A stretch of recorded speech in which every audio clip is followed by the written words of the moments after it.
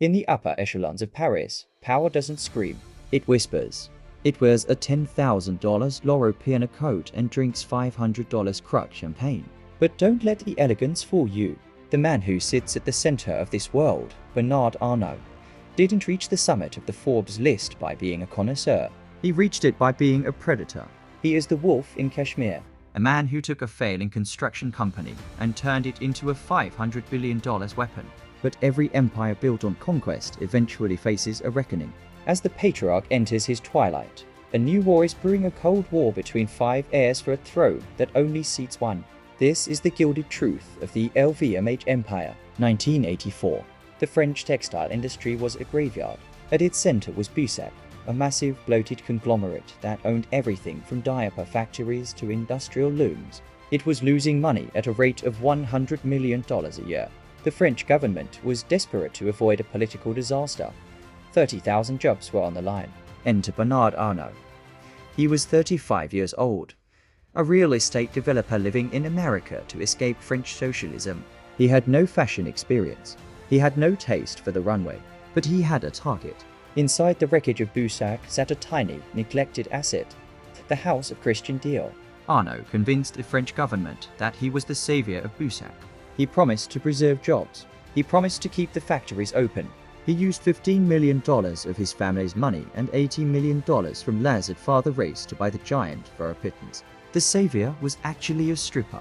Within days of taking control, Arnault fired 8,000 workers. He sold of the diaper business. He sold the textile mills. He dismantled Boussac piece by piece until only one thing remained, Dior. He had lied to the government, outmaneuvered the unions, and secured the foundation of his empire. The wolf had tasted blood. By 1987, Louis Vuitton and Moet Hennessy had merged to create LVMH. It was supposed to be a dream team. Instead, it was a nightmare. The two CEOs, Racamire and Chevalier, were in an ego-driven deathmatch. Racamire, the elder statesman of Vuitton, made a fatal error. He invited Bernard Arnault to the party. Racamire thought he was hiring a junior partner, a young financier who would take his side against Chevalier. He gave Arnault a 25% stake in the company.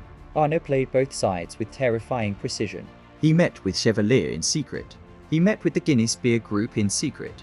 He waited until the two CEOs were distracted by their own hatred, and then he struck. In a series of rapid-fire boardroom coups and hostile stock buybacks, Arnault ousted both men. By 1989, the man who was invited as a helper was now the chairman. He had purged the old guard, seized the board, and united the most powerful names in luxury under a single, ruthless command. The wolf was no longer at the door. He was in the master bedroom. Coming up next, the luxury supermarket, how Arnault turned exclusivity into an $80 billion a year industrial machine. In 1990, the luxury world was still a collection of small, family-owned boutiques. These were houses of art that often struggled with business. Arnault saw a different future. He invented a hybrid model that the industry now calls the Arnault Doctrine. It is a paradoxical system of decentralized creativity and centralized financial terror. Inside LVMH, each maison, be it Celine, Fendi, or Givenchy, is its own island. Arnault doesn't pick the fabrics. He doesn't tell the designers how to sketch. He understands that you cannot manage a genius like Karl Lagerfeld or John Galliano with a spreadsheet. He gives them total creative autonomy, but in exchange, he takes total control of the plumbing, marketing, real estate, logistics, and legal. Those are centralized. By sharing these massive back-office costs across 75 brands, Arnault can outspend any independent competitor. He has the luxury of being a startup in spirit, with the firepower of a superpower. When Arnault acquires a brand, the first thing he does is the purge. Take Celine or Dior in the early 90s. These brands were dying from dilution. They had licensed their names to everyone. Dior umbrellas, Dior stockings, Dior pens. It was easy money, but it was killing the magic. Arnault's playbook is ruthless. He cancels the licenses. He closes the mid-tier boutiques. He slashes the number of distributors. He intentionally shrinks the revenue to save the soul. He knows that in luxury, the higher the price and the harder it is to find, the more people want it. He isn't selling a product. He's selling social validation, and you can't sell validation at a discount. Arnault's greatest skill isn't fashion, it's time. He plays the long game better than anyone in history. Consider the Tiffany Co acquisition. In 2019, he offered $16.2 billion. It was the largest luxury deal in history. Then, the pandemic hit. The world stopped. Most CEOs would have panicked and paid the price to save their reputation. Arnault did the opposite. He used a letter from the French Foreign Ministry, likely requested by him, to delay the deal. He played a game of legal chicken so intense that Tiffany's stock price wobbled. In the end, he forced them back to the table and shaved nearly $500 million of the price. He didn't just buy Tiffany, he conquered it. And the first thing he did, he replaced the leadership with his own son, Alexandre. The wolf doesn't just want the brand, he wants the lineage. Coming up next, the succession: how the 76-year-old patriarch turned his own family dinner into the world's most expensive job interview. Every month, on the top floor of the LVMH headquarters in Paris, a 90-minute ritual takes place. It is not a family reunion. It is a strategic audition. Bernard Arnault sits at the head of the table. To his left and right are his 5 children: Delphine, Antoine, Alexandre, Frédéric, and Jean. Arnault opens his iPad and begins reading a list of topics. He asks for their opinions on a specific creative director. He asks if a boutique in Seoul should be moved. He asks for their take on the quarterly earnings of a rival. This is the succession in real life. Arnault has spent decades training them, often calling them into his office as children to solve math problems between meetings. He has forbidden them from competing against each other in hobbies. No tennis matches, no piano duels. He wants them to be a unified front against the world, but a meritocratic competition against each other. In the Arnault house, love is expressed through performance. And for the 5 heirs, second place is the same as last. As of 2026, the board is set. Delphine, 49. The eldest, CEO of Christian Dior. She is the creative connoisseur who discovered designers like Nicolas Guesquier. She holds the highest rank in the operational empire. Antoine, 47. The public face, CEO of Christian Dior SE, the holding company that controls the entire group. He is the guardian of the family's image, married to supermodel Natalia Vodianova. Alexandre, 33. The modernizer, executive vice president at Tiffany Co. He is the one who brought Rimowa into the group and collaborated with Supreme. He is Arnault's bridge to Gen Z. Frédéric, 30. The managing director, recently appointed MD of Financière Agache. He also oversees LVMH watches, with a degree in mathematics and computer science. He is the brain of the next generation. Jean, 27, the youngest director of watches at Louis Vuitton. Like his brothers, he holds degrees from Imperial College and MIT. He is the rising star, currently overseeing the most complex mechanical movements in the group. All 5 are now positioned in the inner sanctum, but Arnault has ensured that even if they want to leave, they can't.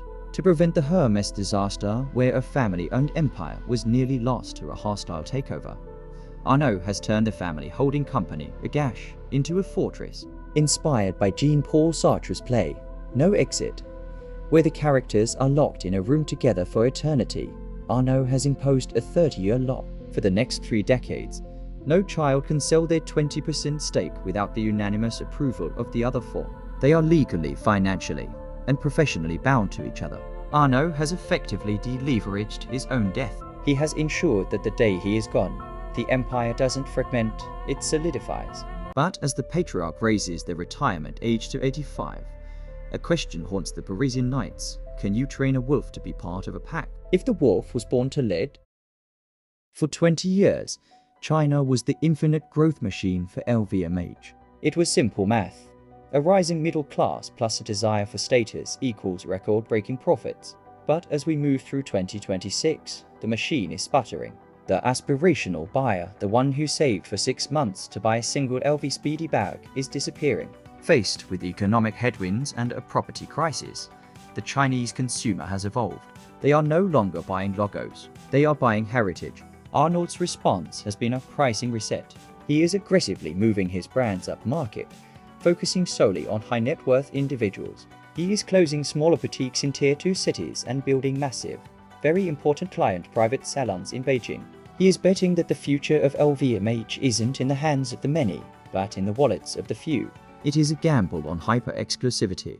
There is a ghost haunting the runways of Paris, quiet luxury. The era of conspicuous consumption, where a brand's value was measured by the size of its monogram, is fading. Today's elite are opting for stealth wealth. They want quality that only those in the know can recognize. This is a direct threat to the LVMH engine, which was built on the visibility of the Louis Vuitton and Dior logos. To counter this, Arnault has pivoted to what he calls quiet tech. He is using AI to track consumer preferences discreetly, ensuring that even as the logos shrink, the client relationship remains absolute. He is trying to industrialize the personal touch before his competitors can. But can a conglomerate built on loud luxury ever truly be quiet? In 2022, and again in 2025, Bernard Arnault did something unprecedented. He raised the retirement age for the LVMH chairman to 85. He has officially pushed the succession race to 2034. He is the Sun King who refuses to set.